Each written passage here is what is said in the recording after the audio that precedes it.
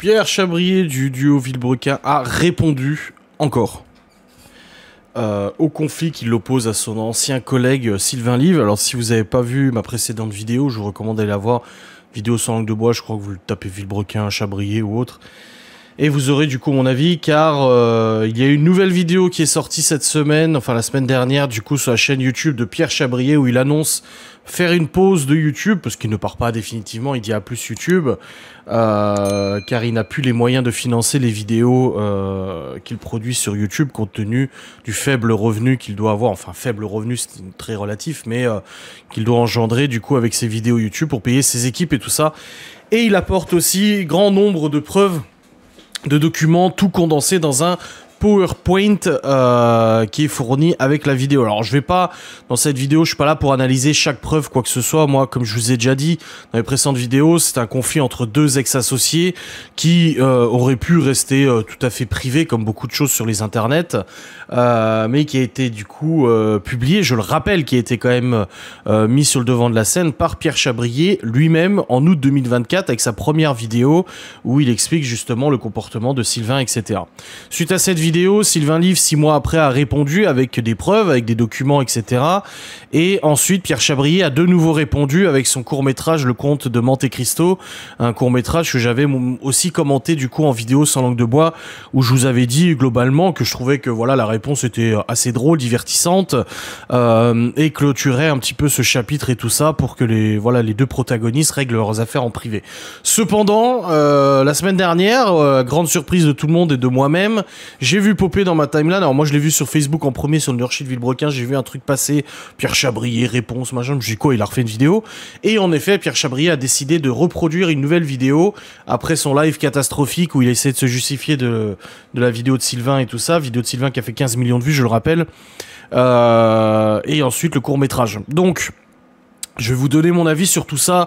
Mon avis, c'est que j'ai regardé la vidéo de Pierre Chabrier, j'ai regardé un peu ce que les youtubeurs en disaient, notamment Psyodélique ou d'autres youtubeurs qui ont commenté un petit peu cette vidéo et tout ça. Et je rejoins sur pas mal de points l'avis de ces youtubeurs. Je rejoins sur pas mal de points, notamment le fait que je ne pense pas que cette vidéo était nécessaire, malheureusement, dans ce conflit entre deux ex-associés. Encore une fois, un conflit qui finalement reste relativement banal pour deux associés qui se quittent après un conflit dans une entreprise. C'est le genre de choses qui arrivent tous les jours. Il n'y a rien d'exceptionnel ou quoi que ce soit. C'est juste que là, ça a été mis sur le devant de la scène. C'est comme le conflit, moi aussi, hein, en vidéo YouTube, sur un divorce. Tous les divorces, beaucoup de divorces en tout cas, ne se passent pas très bien, et beaucoup de divorces, s'ils étaient mis en public et tout ça, choqueraient les gens ou quoi que ce soit, alors qu'en fait, c'est des choses qui arrivent absolument tous les jours. Donc, Pierre Chabrier a décidé de refaire une vidéo, à nouveau, et je pense honnêtement qu'il n'aurait pas dû faire cette vidéo. Vraiment, pas parce qu'il n'a pas le droit de se défendre ou quoi que ce soit, il n'a pas le droit d'apporter ses preuves, et encore, il apporte des preuves, mais c'est toujours compliqué, parce qu'il y en a un qui dit blanc, l'autre qui dit noir et tout, et comme je l'ai déjà dit, pour moi, les deux sont en tort, et pour moi, les deux ont des trucs à se reprocher, les deux ont des mauvais comportements et des bons comportements, il n'y a pas Pierre Chabrier c'est le méchant, Sylvain Live c'est le gentil ou quoi que ce soit, il y a tout un tas de trucs que nous-mêmes, qui nous échappent et dont on ignore réellement le contexte, etc., comme les factures des miniatures Solido et tout ça, où l'un dit ça, il monte une facture, l'autre il monte une autre facture, l'autre il monte une facture, mais non, c'est la facture de l'outillage ou je sais pas quoi. Enfin, il y a plein de trucs où je pense que tu pourrais passer l'année à faire des vidéos que tu sauras jamais la vérité ou pas, et ça sera la justice de trancher parce qu'ils sont en conflit et tout ça. Voilà, donc moi je pense que Pierre Chabrier n'aurait pas dû faire cette vidéo. Il avait fait son court-métrage Le Comte de Monte Cristo, ça prenait un peu de manière satirique un peu tout ce qui se passait, et je trouvais que c'était bien amené, je l'avais dit, hein, c'était bien produit et tout ça. Mais aujourd'hui, on a une vidéo que je trouve triste. Voilà, une vidéo que je trouve relativement triste par plusieurs éléments. Pas le fait que Pierre Chabrier prenne la parole, il a tout à fait le droit de le faire, mais la façon dont il a pris la parole. Après, est-ce qu'il y avait de bonnes façons de prendre la parole quand on voit que Sylvain a réuni plus de 15 millions de vues sur sa vidéo et qu'au bout d'un moment, le game était un peu plié et que Sylvain ait raison ou tort, la pub et la façon de faire sa vidéo comme il l'a fait, la personnalité de Sylvain, sa façon de parler, d'exposer les faits, est nettement meilleure que celle de Pierre. Malheureusement, Pierre n'est pas un bon communicant, je trouve. N'est pas du tout à l'aise avec ce genre d'exercice, et n'est même pas forcément à l'aise en vidéo. Et c'est pour ça que d'ailleurs je n'ai pas vraiment suivi Pierre Chabrier après l'arrêt de Villebrequin, parce que j'ai toujours trouvé que dans sa façon de parler, sa façon de faire, etc. J'étais pas à l'aise.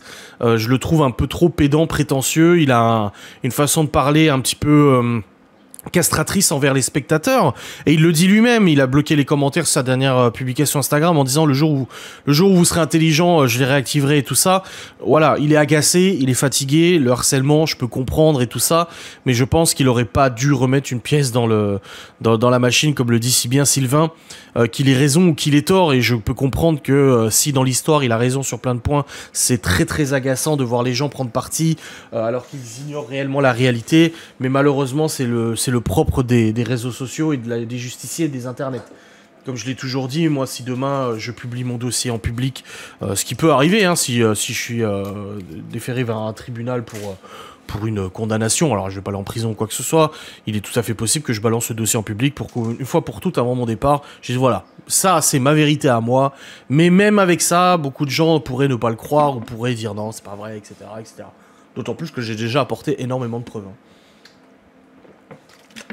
Donc, dans cette histoire, je trouve la vidéo de Pierre Chabrier, il a essayé vraiment de reproduire le même contexte et reproduire la même façon de monter la vidéo, la même façon de tourner la vidéo que Sylvain, et je trouve ça un peu malaisant. On a vraiment l'impression d'une tentative de Pierre Chabrier de faire du Sylvain Live, et ça ne lui va pas du tout. L'humour, comme il le fait, ne lui va pas du tout, malheureusement, et c'est pas méchant quand je dis ça, c'est juste un fait. Moi, je trouve que ça ne passe pas, ça ne marche pas, sa façon de parler aux gens, ça ne marche pas, sa façon de faire de l'ironie et tout, ça ne marche pas non plus, et résultat, on a une vidéo qui est plus pathétique, je trouve, qui est réellement intéressante. Encore faudrait-il qu'elles soient intéressantes dans la mesure où c'est des choses qui finalement concernent que les deux protagonistes et leur conflit d'anciens associés.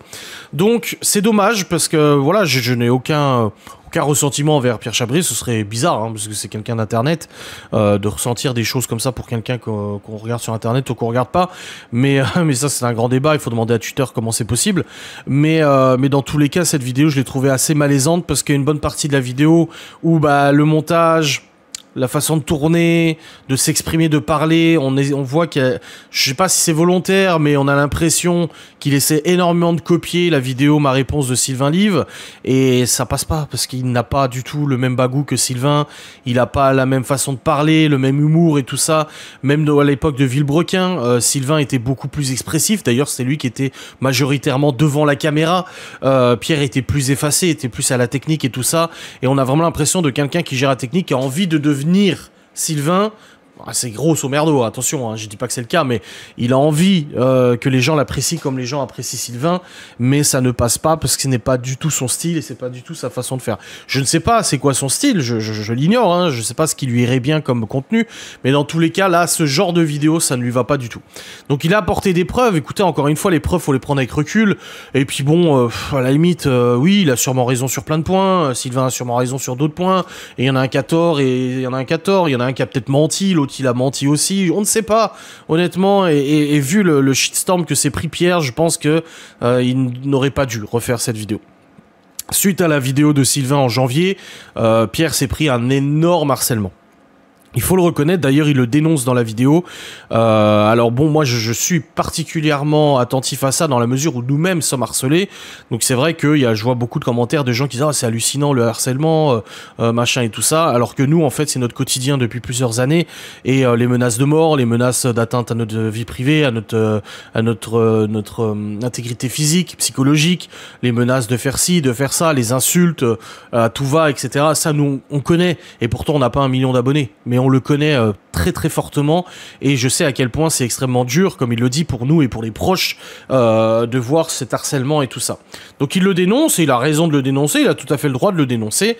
Ce que je trouve un petit peu dommage, c'est que dans l'histoire, il oublie aussi qu'il a été le premier à tirer. Je pense que quand il a fait sa vidéo en août 2024, il pensait, à mon avis, s'attirer toutes les faveurs des gens, et c'est ce qui a été le cas, hein. Pendant quelques mois, les gens ont pris vachement parti pour Pierre, et finalement, quand Sylvain a sorti sa vidéo, qui était très intelligemment montée, tournée, etc., les gens ont retourné leur veste, parce que c'est comme ça, les gens sur Internet ne savent pas prendre du recul et se sentent obligés de prendre parti.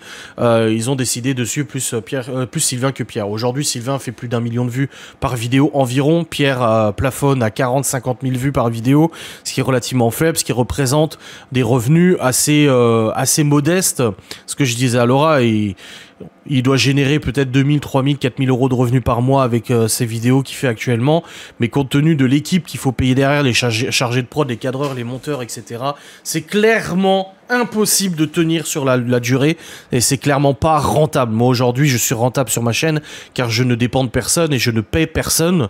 Je fais tout le travail de A à Z moi-même et du coup bah, ça m'évite des charges qui seraient plus importantes si j'avais besoin d'un monteur, d'un cadreur, de quelqu'un pour faire les miniatures, etc., etc. Je suis un des merdes, je suis comme ça, j'ai toujours été comme ça.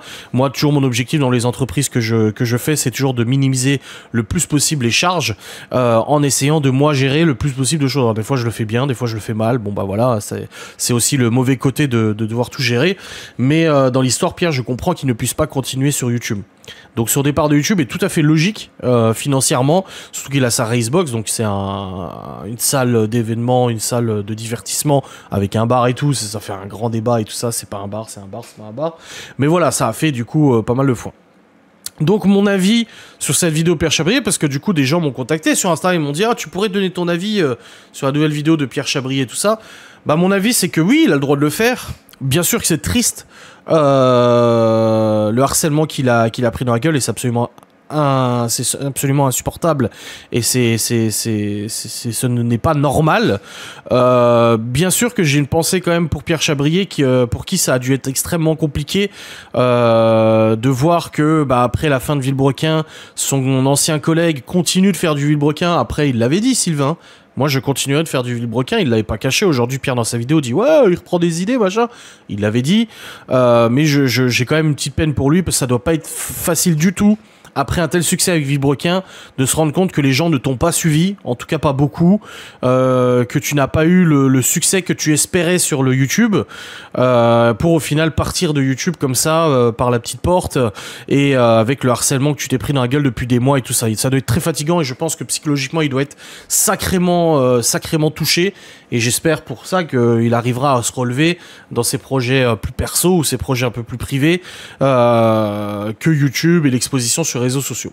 Maintenant, la vidéo pour moi n'était pas à faire, il n'aurait pas dû la faire. Sylvain a dit qu'il y aurait probablement encore d'autres vidéos, ben, j'espère que ce ne sera pas le cas, parce que le problème c'est que là maintenant les gens, tu sais, avec le temps ils prennent du recul. Il y en a qui disent ah, il a mis trop de temps à répondre. Bah, Sylvain a mis 6 mois à répondre aussi, un parti comme ça, hein. C'est juste que Sylvain malheureusement a plus d'aisance à faire passer un message, qu'il soit vrai ou que ce soit des mensonges, que Pierre. Et du coup, bah, Pierre, c'est beau. Vous savez, les réseaux sociaux, c'est une guerre de communication.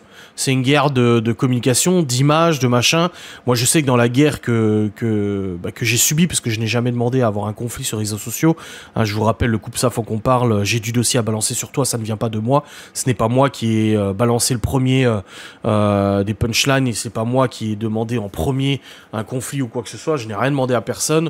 Et le problème, c'est que quand tu as des gens qui ont envie de prendre parti, c'est plus facile de prendre parti pour la belle gueule, etc., que pour le mec qui a du mal à s'exprimer, qui est un peu vulgaire ou qui est un peu grossier, qui est gros en plus et tout ça. Et c'est ce qui m'est arrivé. Typiquement, il y a eu un délit faciès, hein.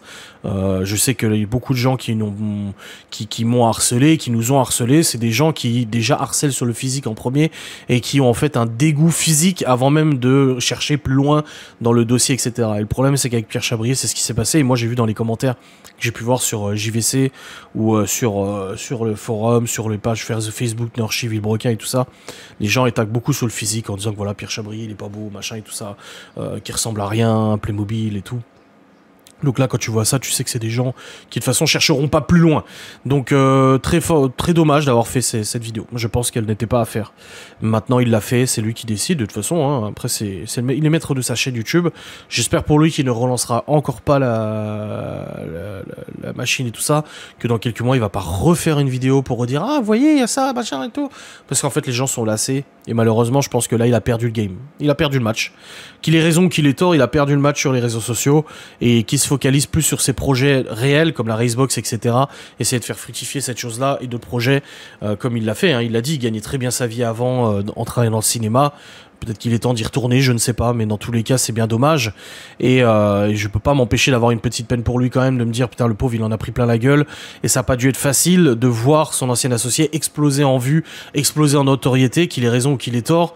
Et toi, de ramer, et ne pas avoir réussi à convertir ta communauté. Parce que c'est quand même le plus compliqué sur YouTube, c'est de pouvoir convertir sa notoriété. Moi, je sais qu'aujourd'hui, la majorité des gens qui me suivent, c'est pour les vlogs. J'ai réussi à les fidéliser sur les vidéos sans langue de bois, comme celle-ci. J'ai réussi à les fidéliser sur des replays de live, sur des petites choses, etc. J'ai réussi à équilibrer un petit peu les vues et tout. Parfois, les vidéos sans langue de bois font plusieurs milliers de vues et ça atteint les revenus des vlogs, selon le sujet qui est abordé.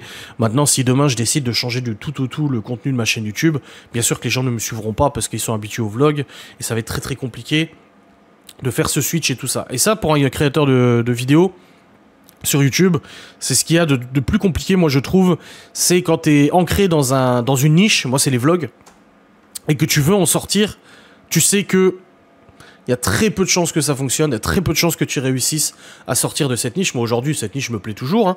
Mais si j'avais voulu switcher sur un autre contenu, vraiment passer du tout au tout et switcher complètement, ça aurait été extrêmement compliqué, voire même impossible à fidéliser, surtout que en dépendant du nombre d'abonnés, moi j'ai pas beaucoup d'abonnés, j'en ai 50 000 presque, du coup ça c'est compliqué et t'en convertiras pas beaucoup et ça te fera pas vivre pour le nouveau contenu. Voilà un petit peu ce que j'en pense. Bref, j'espère que cette vidéo vous aura fait plaisir, mon point de vue vous aura fait plaisir, n'hésitez pas à réagir en commentaire. Des bisous, salut.